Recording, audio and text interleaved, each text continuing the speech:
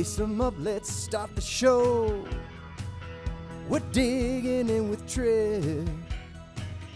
We're digging in with Trip. We're digging in with Trip. We're digging in with Trip. We're digging in with Trip today, yeah. Well, I put on my Philadelphia Flyer neckwear for this very special episode. Looking at my letter from the Flyers in '93, after they took me in the 9th round. The legendary Bobby Clarke, legend among legends, eventually told my agent a few years later after my senior year at Harvard, tell the kid he's got a good college degree, get on with his life. I probably would have said the same thing. Fast forward all these years, this is a treat of treats to dig in with, like I said, a legend among legends. I am wearing the Philadelphia Flyer colored tie that I loaned to my dear friend Rod Brindamore, that he wore in Philadelphia when he went into the Flyers Hall of Fame a few years ago and spoke so eloquently as he always does. We're going to dig in with the great Bobby Clarke. Thanks to the great people, as always, at Voodoo Ranger, and specifically their Juice Force IPA that's on the market right now. It's a spin-off of Top Gun, 9.5% alcohol content. It's a first ballot Hall of Fame IPA, just like Bobby Clarke was. So please, when you decide to consume and do so responsibly, make it Voodoo Ranger. Please continue to check out digintrip.com for our ever-expanding merchandise line.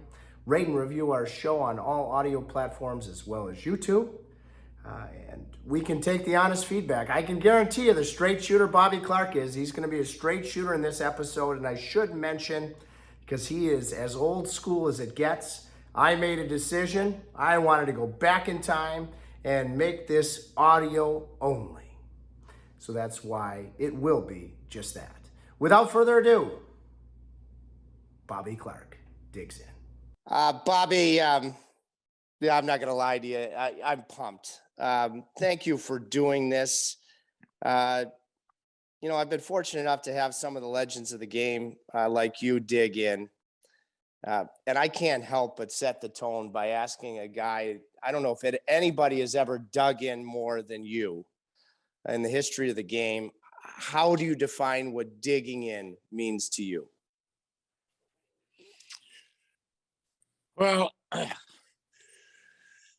I don't know. When I was raised, my dad told me you get nothing for nothing. And when I signed a contract to play hockey, I was trading my ability to play hockey to Ed Snyder, who gave me money to do that.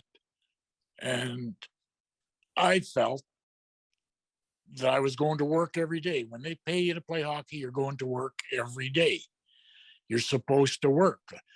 That was the way I was brought up. A man's supposed to work and you get paid to do that work. And playing hockey, even 50 years ago, it was way better than average wages. So they certainly deserved from me the best of my ability and to work. I was speaking with my American Hockey League coach, who you know very well, Kevin McCarthy, affectionately nicknamed Cato. Yeah. And aside from your dad, he asked me to ask you, a huge admirer of yours, who instilled your work ethic when you were at a young age? Does anything jump out to you when that work ethic really became entrenched in who you are in your DNA? My junior coach, I played junior in Flin Flon, my hometown, and my junior coach was a fairly famous junior coach in those days, Patty Janelle. And he forced you to, if work wasn't in your own ability, then he forced you to work. And I thought he had the biggest influence of anybody on my career, making you work. When you were speaking of that, God rest his soul, my captain my senior year at Harvard was a guy named Brad Connick, and his dad George. Mhm. Did you spend time with George, didn't you? Because Brad and George always spoke about you. Well, George was from Flin Flon, played junior in Flin Flon, and I knew him. Didn't spend a lot of time with him. He was a little older than I was, but I certainly knew him. I didn't know Brad, but his dad was a great guy, a tough defenseman, his dad. Brad was a super captain for me. Bobby, I was born in '73, so I wasn't here yet, but I've heard for so many decades now about the impact, the excitement, everything encompassing the '72 Summit Series. For the modern day NHL, it was the game at its greatest. You were a huge part of it. How would you describe it for people that aren't as familiar with it as, quite frankly, they should be? Well, it was the first time the professionals from North America had played against the Russians, who claimed they were amateurs, but they were professionals. Most of them were in the army, and it was two different cultures, obviously, in society. And as we found out, playing the game of hockey, the Russians were a team that passed the puck backwards, that passed it all, and then try and keep control of the puck all the time, no matter where on the ice. And the Canadians were more north-south. And they caught us unprepared and took the lead in the series, and we come back and won it at the end. So, but it was the start of North American professional hockey realizing that the Swedes and the Czechs and the Finns and the Russians and all those countries produced just as good a player as we did in North America. We were arrogant about thinking that we were better than them. We weren't. And they started coming over soon after that. Do you, in that 8-game series, and you were on a line that was the difference in games 6, 7, and 8 with Ron Ellis and Paul Henderson. Do you remember at any point in the series that you guys as a group on Canada were at a crossroads and you could have gone one way or the other and you had to dig in? That's a good question, Trip. I don't recall anything like that, but I think well, we got our asses kicked the first game, and then we battled back through the next two, and it was all tied up. We went into Vancouver for the fourth game and really got our asses kicked. And it was a really, I don't know, it was embarrassing to play hockey that bad, and we were supposed to be the best Canadian players. So I think, as bad as it hurt, it started unifying us into a team. That if we weren't going to be a team and play like a team, then we certainly weren't going to win when we went to Russia. Esposito had a big influence on that team, and it seemed to, by getting our asses kicked, it seemed to unite the Canadian public behind us, because for whatever reason, they really, really supported us after that. You got to be in your deepest valley before you climb your highest mountain. I have another question about the series. And again, this comes from the great Cato. And he wanted me to ask you about John Ferguson and his role as he was assisting your coach, Harry Sinden, in that series. You don't win a series like that without really good coaching. And both John Ferguson and Harry Sinden were remarkably good. We had players from every team in the league who didn't like each other. In those days, you didn't like the players from Boston or the players from New York. You didn't get along. And now all of a sudden we're trying to be a team. And then we had players who weren't getting enough ice time or weren't playing, who quit on us. And the coaches, Sinden and Ferguson, kept them together. And I think, knowing Kevin, he's asking the question. I smacked a guy in the ankle and broke his ankle. And when I started getting criticized for doing that, it was years later. Nothing was criticized at the time, but years later. So John Ferguson stood up and said, "Hey, I told him to do it." I spoke with John numerous times, and I said to John, you didn't tell me to do that, John, but I appreciate what you're doing. You're trying to take the heat off of me. It was my own responsibility, and I didn't care. That is so cool. The player you mentioned, Harlamov. Yeah.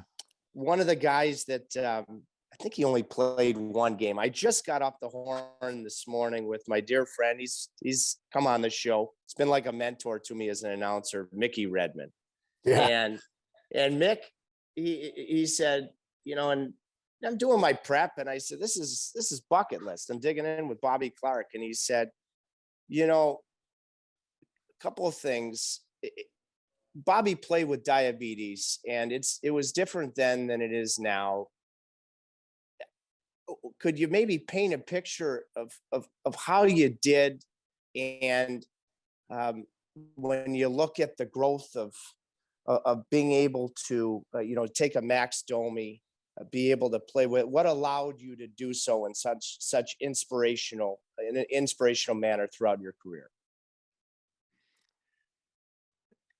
Again, we're going back a long ways, 50 years. So in those days, you couldn't check your blood sugars. You didn't know whether you just went on feel. And certainly today's modern diabetics at least can keep track of their own blood sugars and stuff. So I had to just go on feel and make sure I always ate enough. But I never knew what my blood sugar was at. It's supposed to be at around 100 for normal. But if it gets lower, then you're in trouble. And if it gets real high, then you're in trouble again. But I was somehow, through the exercise and knowing my own body and trying to eat as decent as I could. And I didn't miss having a beer either. So I wasn't reckless, but I wasn't real careful either. I just got through it somehow. I had no choice, right? Yeah. It's an inspiration. Number one, I've never missed having a beer either. But my godson, Max Clausen, is a diabetic, and you've been a true beacon of inspiration from that standpoint. Another thing, Mickey, because he's the analyst for the Red Wings. Yeah. Oh yeah. Bobby. And, we were talking about it this morning, and, he loves the way, why wouldn't he, that Dylan Larkin plays the game. And he said, Tripp, we may be 50 years apart or thereabouts, he and Dylan Larkin, but we think the game the same way, these 5 decades apart. The game has changed. It's faster, as is normal evolution, but we think it the same way now versus we did then. Do you agree? Absolutely. The things that win today were the same things that won 50 years ago, except today they're played by better hockey players, faster hockey players, and it's a different game. But the team that wins has got to have great goaltending. Everybody's got to contribute. It's got to have a star player or two. All those things that were winning 50 years ago are winning today. And I don't see a big change in that. Of course, we know the game's changed, but that's just evolution, as you said. The same characteristics of the players and stuff have remained the same over all these generations. The two Flyers teams that you captain. You won the Stanley Cup. I mean, you are the very epitome of what is great about not just one of the greatest organizations in hockey, but in pro sports, in my view. What were the most critical elements to that success in Philadelphia, in hoisting the cup a couple of times like you did? We were the first team that had a coach who organized the way we played. Like, everybody knew, the defensemen, the forwards knew what everybody else was supposed to do when they were on the ice. And it took them a while to get us. We missed the playoffs his first year coaching, Freddie Shero, but we got better and better. And every day we went over. Every practice was the same under Shero until we just did things automatically. And it made all of us better players, and ordinary players became good, became contributors. The top players became better and better. And I mean, you still don't win with all that unless you have good goaltending. And we had Bernie Perrant. Didn't the Flyers draft you to replace Bernie? Yeah. Oh, you're going there. Yeah. Okay. So, so I don't know what he was thinking. I was actually, Bobby, I went to my buddy's high school graduation after my freshman year in school, and I probably had a few beers.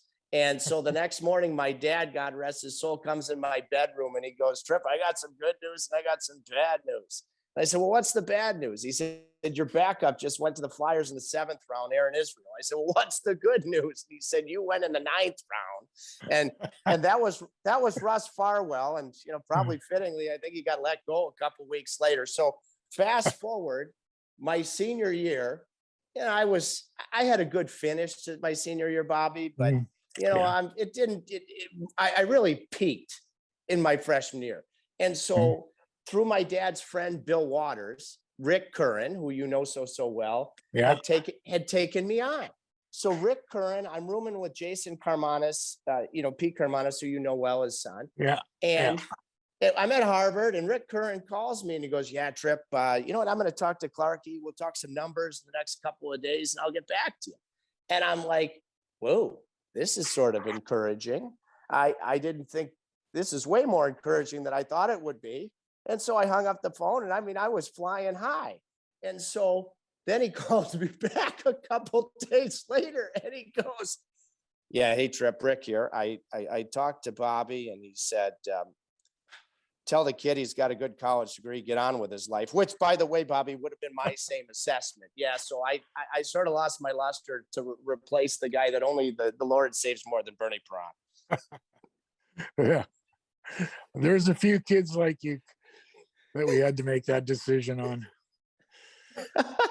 Well, hey, Bob, you did me a huge favor because then I go to Hartford's camp, and I had a good camp, and I cannot candidly say I earned a contract, and through a string of events, I got to back up in the NHL and spend a few days in the NHL. And truthfully, had you not, validated the Mark Twain line, you don't have to have a good memory if you tell the truth, I wouldn't have gotten that NHL memory. And then I get the television job with no experience in '98 because Pete Karmanos and Jimmy Rutherford believed in me. So I am eternally grateful to you, but it is humorous. And of course you bring up that I was going to replace Bernie.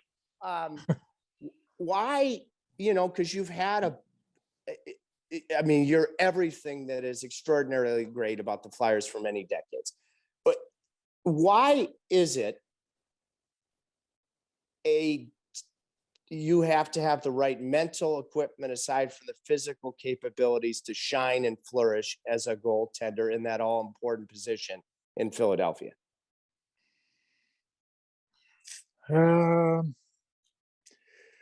Well, first and foremost, we had Kelly Lindbergh, and then we had Ron Hextall. So we've had some great goaltenders come through. if you look at the majority of the teams in the league, the goaltending's so much better now than it was in those days. But in those days, there weren't a lot of great goaltenders coming through either. Montreal had Jacques Pont and then Dryden, and they had great goaltendings over the years. And Toronto had some, but a lot of teams never had a great goaltender either. And we had three of them through the 80s there, 70s and 80s. That was a pretty good time. Since then, we haven't. It looks like we got one now that's coming, Carter Hart, but we went through a tough time finding one. And sometimes your team isn't that good in front, no matter how good the goalie is. He's going to end up getting more goals on him than he should. We had that here in Carolina, for a stretch with Cam Ward in the 10 years without the playoffs. Mr. Ed Schneider, can you maybe just speak on all different levels to, God rest his soul, to his greatness as fine of an owner as there is in professional sports, or was? Yeah, he invested all the money he had to start the franchise in Philadelphia. And it obviously become very successful. But he loved the Flyers. He loved the players. Everything that the Flyers did during Mr. Snyder's lifetime, everybody who worked there, it was to help the Flyers win hockey games. That was the only purpose of everybody, whether you were Mr. Snyder's lawyer or accountant or the trainers. Everybody's responsibility was to help the team in any way they could win. And it paid off. Like, we were a great team for a lot of years. Through tough times, we went through tough times just like every other team, but the Flyers were so special to him, and he made them so special to the city that anybody who came there, their play instantly became better. So we could make some trades and get players that other teams didn't want and bring them in, and they'd play good for us. Maybe not for long periods of time, but he created that atmosphere that we were special because he treated us special. And that was ahead of what most teams were doing at the time. I think everybody's caught up now in today's hockey world. All the players, the teams, everything that's done. And the staffs now, we had small staffs, small scouting staffs, small office staffs and stuff. Now the staffs on all teams are so big that it's just different than it was in those days. I'm sure there are many moments, but when you think about it, is there one particular supremely special moment that jumps out that you shared yourself with Mr. Schneider? There's a couple. Well, talking about, we missed the playoffs one year. We're playing in Buffalo. Last game of the season, we're in third place. I don't remember exactly what year it was, around 70 or 71, but Buffalo scores with 4 seconds to go to beat us. And obviously at that time, Snyder needed the revenue and to get in the playoffs and stuff. So after the game, he came in the locker room and he just looked at us all and he said, "Boys, we're going to be a better team because of this." Shook everybody's hand. I mean, that had to be a devastating loss for him. And the one other time when I was captain of the team, we're playing the Bruins in the playoffs, and Barry Ashby died. He was our assistant coach, had been our defenseman, lost his eye playing against the Rangers one. And after the series, I was awful in the playoffs. The team was awful. And so I asked Mr. Snyder, "Could I come in and ask you a question?" Said, I said, I know something was wrong. I did something wrong. The team did something wrong, but we were lousy in the playoffs. And I said, I think what we did was use Barry Ashby's death as a reason to lose. And he said to me, you should have used Barry Ashby's death as a reason to play better. By using, you blame Barry's death for your team losing, our team, the Flyers, losing. Mm. He said, if you think about it properly, you should have said, okay, let's play even harder because we're still alive. We're still playing hockey. We're still doing what we love. You should have looked at it exactly opposite. And I mean, for me, that was a lifetime lesson. It was a tremendous learning lesson for me. I was 23 or 24 at the time, so I didn't have any life experience or death experiences, I guess, like that. But it was certainly a lesson to be learned. Wow. How do you, the great captain that you were, what are the things that you focused on as you had those experiences to try to be the best captain that you could be? And in all the years since, what do you look for in your captains with Philadelphia and or admire in the captains that you're most impressed with around the league? I think it's really hard to identify a captain. Obviously, Messier.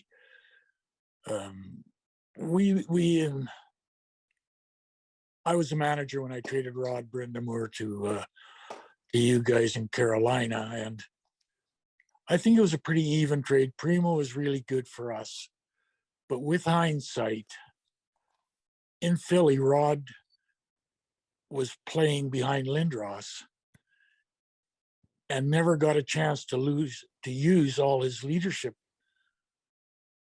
qualities that came out when he went to Carolina. As soon as he got to Carolina, Carolina got better.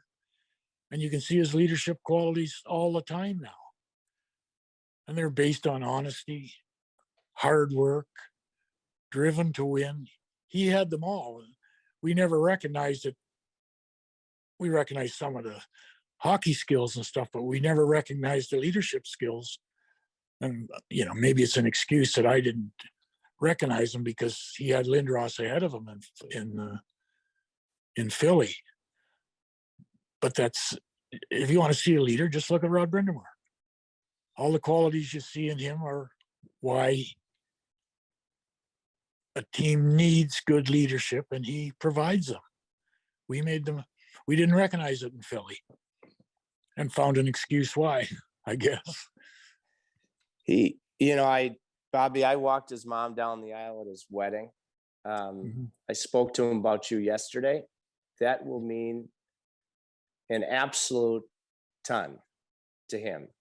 I got to tell you a story. So when you and Mr. Schneider elected him into the Flyers Hall of Fame, and he's got, like, on Twitter, Bobby, now in these days, there's like this handle on Twitter that's like rate Rod's ties, because he wears awful ties, and the knot's never there. And so anyway, we're going to Philly, and he's gonna get elected. You've elected him into the Flyers Hall of Fame. I said, Roddy, do you have a quality Flyers orange tie? And he's like, oh no.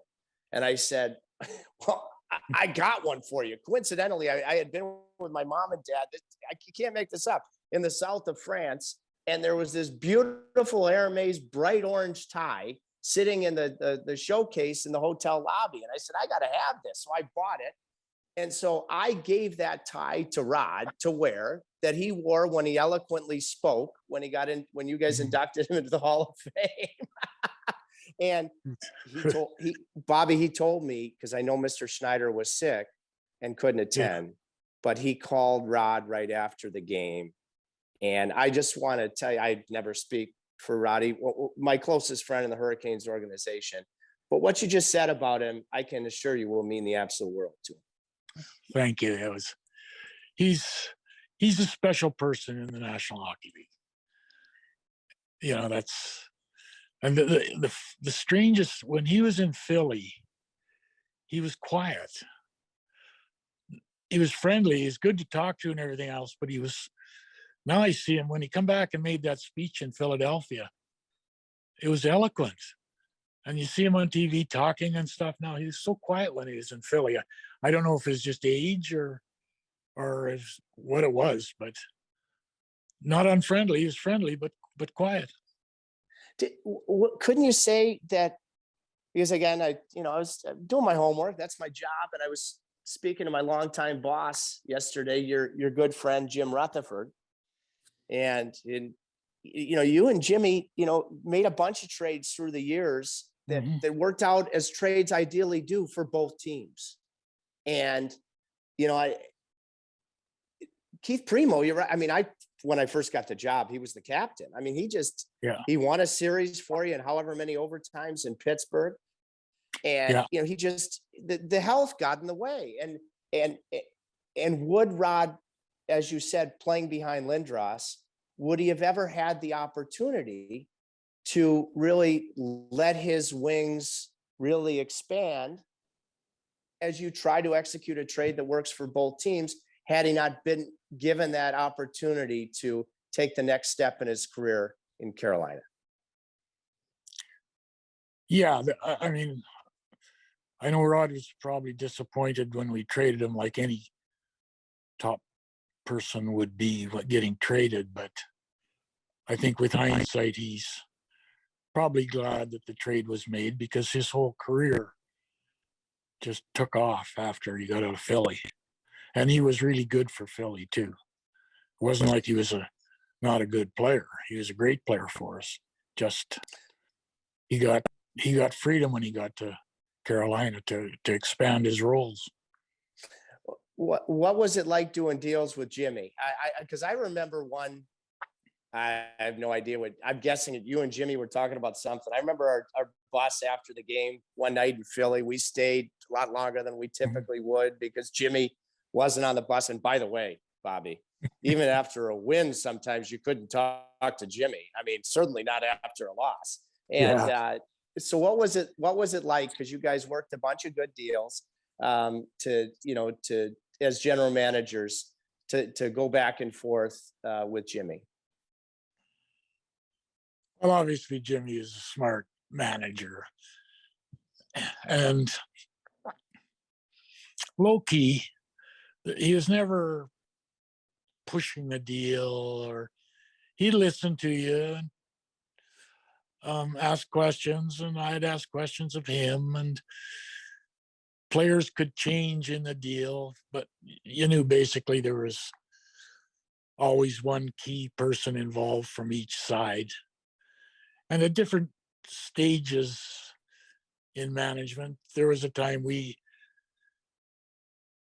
the deal turned out really good for him but he gave us a defenseman and we gave him the young forward. Justin Williams. Oh, Danny Markov was playing. Danny Markov was playing really well for us, and a high character team guy too, by the way. Oh yeah, and we had to make a decision. Our team we were trying to take a run at the cup, I suppose, at that time. And Justin was a really good prospect and turned out to be a really good player. And I think the changing of the game really helped Justin. When he broke in was when all the hooking and interference and all that stuff was allowed. And he was still successful. He could still play. But once they started taking that out of the game with his brains and his ability to play, he really took off, Justin. And Markov played for us, and he played good. We got what we wanted out of the deal, and they got more. One deal I think you got a ton out of. And, because I think about it, because now, Bobby, we we've had a bunch of great Finns here in Mhm. Carolina. You know, it's been a big part in Sebastian Aho. What a player, and what Yeah. a fiery competitor. But I go all the way back to, you know, when I got called up for my shot of espresso in the NHL, Sammy Kapanen was on the team. Boy, you got you got Sammy Kapanen from here, and you got some tremendous value out of Sammy. Not just at forward, you played him at defense at one point. Yeah, that we were that short on defenseman when he played there. Sammy was a great player. I'm assuming he's a great player for you guys, but I know he was a great player for us. And he had really big balls. He played when Yep. he was hurt, and he just a good, honest, solid hockey player. Good man. So I think the Flyers are talking to him now about coming back to do some scouting for them. Smart move. Yeah. I just had dinner because I just dug in with Jussi Jokinen, who's, you know, I thought really maximized his career. And I had dinner with he and Sebastian Aho, and they were both speaking about, you know, because of the success Finns have had here in Carolina. They said it all started with Kapanen. Sure, I bet it did. Yeah. So that would be a tremendous acquisition by the Flyers. I just remember how well he played for you. And what about Finns? You know, like for the most part, like I'll be honest, you know, hey, listen, we're digging in, we're being honest. You know, like you had Joni Pitkanen. Now, when we had Joni Pitkanen at his best was a dominating defenseman with an edge. Usually with Finns, for me, you know what you're going to get. The vast majority. Joni, sometimes Joni, you know, like he left me wanting more. That's just being honest. But his best was great. But for the most part, Finns, you know what you're going to get, and the compete is through the roof. Do you agree? Yes. And I'll tell you an interesting story about Yanni. He's a Laplander. He wasn't Finnish, and Sammy tried and tried when they were in Philly together to get him to play harder, to try harder and try harder. And he finally, Sammy came to me one day and he said, "Mr. Clarke, I've had enough. I can't do any more for this guy. I just can't do it." He spent all his time at Sammy's house and everything. He says, trying to raise another kid, you know. But he said, and I never knew this. Sammy said to me, he said he's a Laplander, and they're so easygoing. He said they did da da da da da da. Just he said he's not Finnish. He's a Laplander.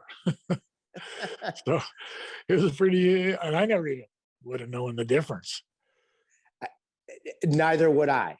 And, you know, because here right now, everything that you speak of with Kapanen are the same characteristics that Sebastian Aho has. He's a star player, Bobby, but zero maintenance, zero drama, and his competitive fire just jumps off the page on a regular basis. And with some of the other Finns we have on the team, the way that Teravainen's playing, you know, I know Donnie Waddell believes in the upside of Jesperi Kokaniemi. You know, when you have a guy like Aho, like you had with Kapanen, you're giving yourself the best chance at that. Absolutely. And he'll make sure that every Finn that you get plays to the best of their ability. Yes. You know, and that sometimes players come from other countries. Well, doesn't matter, Canada, anywhere, and they never get comfortable enough to be what they should be. You watch them and you wonder, but you never really know why these kids don't quite get to where their ability should take them. And lots of times it's different culture, different life, different. But at least what you have with your guy down there in Carolina, he's going to make sure every Finn is comfortable and knows what his job is and make sure he does his job. It's a huge asset to have. Priceless asset. When you think about it, you're drafted 17th overall in 69. Here we are 52 years later. You're still everything to the Philadelphia Flyers. Let's just and I might be missing people, but let's just take the trifecta of Bobby Clarke, Paul Holmgren, Bill Barber, teammates. You're all still involved. Would you have ever guessed that these decades later, that you still would be entrenched with the great organization that is Philadelphia? I don't think you could have ever guessed that, but in fairness, Trip, we're senior executives, which means you have no responsibility, but you're really good at it. You know, we get to sit and talk with Chuck and the scouts and all that stuff, but we don't have any responsibility. We're not, unless Chuck asks us about another player or about a deal or something, we're not making deals or trying to tell him what to do or anything. It's his responsibility. We're the ones that are lucky to be at our age still hanging around with the team and getting to, BS with the players and stuff like that. It's fun for us and no responsibility. A couple of things before I say goodbye. Mhm. I've had recently on Donnie Waddell, Kenny Holland, Scotty Bowman, who I think, you see down there in Florida. They've all dug in. Yeah. I've heard such phenomenal stories about the greatness of Bobby Clarke and the president and GM's meetings through the years. And I've asked those guys, who had the best personalities? Who jumps off the page from that standpoint in those meetings that I would have loved to have been a fly on the wall? Well, Brian Burke was normally the loudest, not always the smartest, but the loudest. There's some. Bob Gainey was an interesting character, very, very bright when he was a manager. Kenny Holland didn't speak a lot, but was really bright as well. Bob Gainey had a proposal probably 20, 25, I don't know how, we'll say 20 years ago at the meeting that didn't go over, but it's something that maybe should be looked at again. He said they were trying to get more goals scored in those days. That was before the red line come out and stuff. And he said defensemen should not be able to leave their feet. We see defensemen, 6'4" defensemen slide across the ice to block a pass. He's got about 10 feet of ice covered with his stick and everything. And he said if defensemen have to stay on their feet, then there will be more openings. And, the board, all of the general managers didn't take it serious. It kind of went away. But I think of it now, and sometimes more importantly, is the number of injuries in the games today. These guys getting down in front of pucks and stuff. Mm-hmm. Maybe if the defense were forced to stay on their feet, it would open the ice up a little more. And maybe some of them wouldn't get hurt so much. We got far too many injuries in the sport, I think. What a great thought. Yeah. A couple of things, because we just had within the last month, one of our defensemen, well, boy, does he ever, he pays the price in sacrifice. Brendan Smith, he left his feet and got hit with a shot in the side of the head, a skull fracture. He was very, very fortunate in Pittsburgh. And, we were talking about Rick Kern earlier. Glenn Wesley, one of his longtime clients who was one of the Stanley Cup winners here, boy, if he couldn't leave his feet, I don't know what he'd do. But that is a great, great thought. Are there any other thoughts you would have? The game's great right now, but maybe assess the game and anything that you would ever consider pondering along those Bob Gainey lines right now in 2022.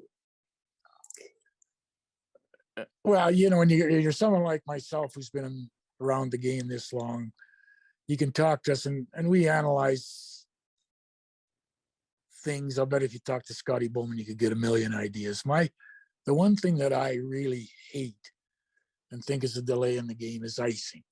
Mm-hmm. And I have no understanding why the way the goaltenders handle the puck, that I know what icing is and you know what icing is, but if the puck goes through the crease and it doesn't hit the goalie, it's still icing.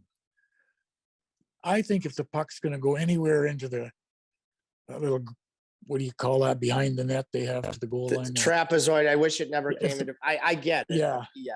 If the puck is going to go into the trapezoid, the goaltender should have to play it. It shouldn't be icing. I know it was put in to get face-offs in the other team's end where tired players are left on the ice to compete against a fresh line change and trying to increase scoring. But icing just stops the damn game all the time. They should find ways to keep it going. And if the puck goes down the ice and it's going in the trapezoid, then make the goaltender play it. But if it goes around the boards, that's icing. But if it's coming straight down the ice and it goes through the crease or into the trapezoid, then the goaltender should have to play it. Because they handle a puck like defensemen, most of these goalies. And I think, Bobby, it's a skill set. Like, I mean, one of the reasons that I didn't get signed, I worked on trying to play the puck in my driveway. I don't know how many, probably 100,000 pucks I shot, and I could never develop that skill. It's a skill. Yeah. Sure. You have to work at it. I don't think it should be taken away. Now, I get it, when it came in. And quite honestly, when the Canes won the cup in the second round, in the dying seconds of game 2 against Marty Brodeur and the New Jersey Devils, the trapezoid for the first time was in play. Brodeur couldn't come out and play a puck, and Eric Stahl tied the game, and the Hurricanes went on to win a short series. I get it, because you're trying to create offense, but you had it with Ron Hextall. I mean, goalies, that's a skill, and I don't think if you work hard at that skill, that skill should be taken away. No, that's legitimate for sure. I have one more question about Bob Gainey, because I'll never forget this. A series that Carolina won, and it was the year that it was the first round that they easily could have been bounced against the Montreal Canadiens. Bob Gainey was the general manager, and there was a big turning point in Carolina's favor. I believe it was game 3, where Justin Williams, high stick, Saku Koivu, no call on the play. And Koivu was lost for the series. Brind'Amour ties the game. They go on and win, and they win the next 4 games. And I was walking out of the building with my partner, John Forsland, after the toughest of losses. And we ran into Bob Gainey, and you know what he was, Bob? He was pure class. And, and it had to be a stinging loss. Is he as classy of a guy as you've come across in the game? Yes, absolutely. Very, very quietly, very bright, very smart hockey person, very solid black and white man, just like he played the game. Yeah, one of the top people you'll ever meet in the game.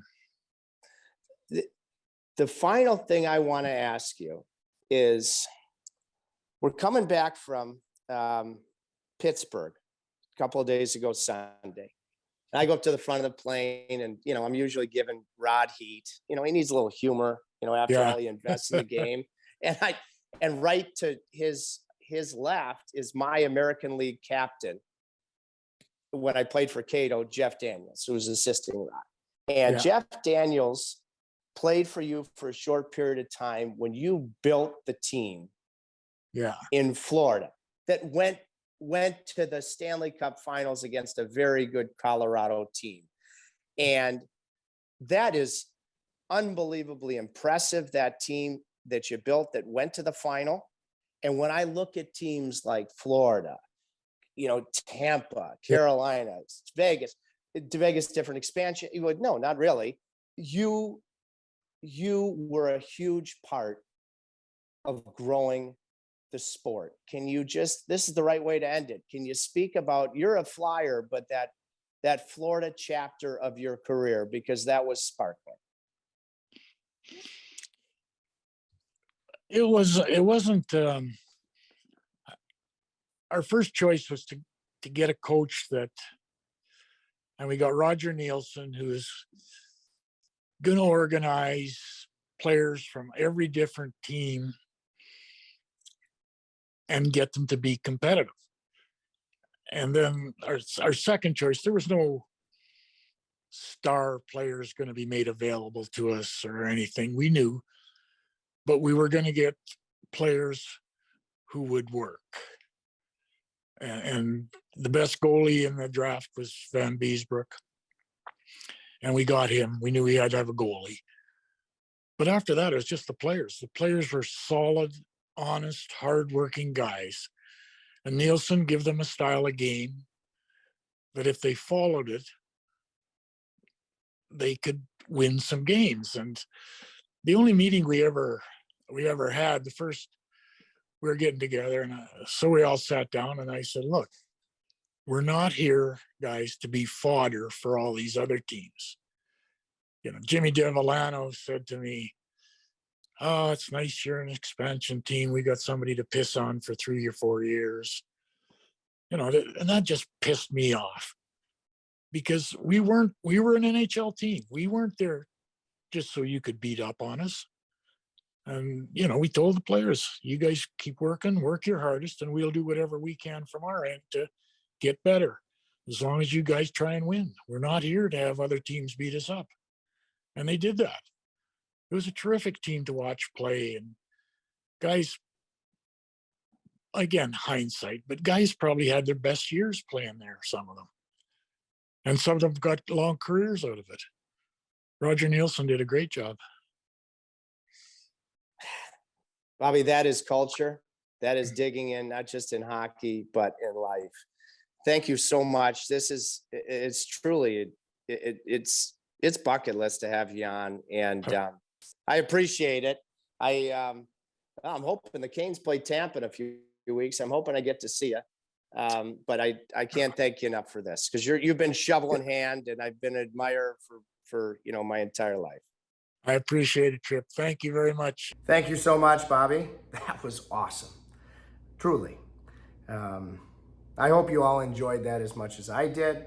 We were able to present it to you in audio only, which is the way I wanted it to be, with an old school legend like Bobby Clarke. Thanks to the great people at Voodoo Ranger. Juice Force, their new IPA, spin-off of Top Gun, 9.5% alcohol content. Is it ever elite? Please consume it if you do so responsibly. The great people at Voodoo Ranger. Continue to check out digintrip.com, our ever-expanding merchandise line. We have a gritty hat for those of you Flyer fans. I'm going to be sending one of those down to Bobby Clarke. And rate and review our show on all audio platforms as well as YouTube. Until the next time, and we'll have another episode for you soon as hockey gets more and more exciting by the day as the league ramps up as we get close to the playoffs. Enjoy yourselves, stay safe, keep your shovels in hand, and we'll talk to you in a very short while. We're digging in with Trip today, yeah. Today, yeah. Today, yeah. Today.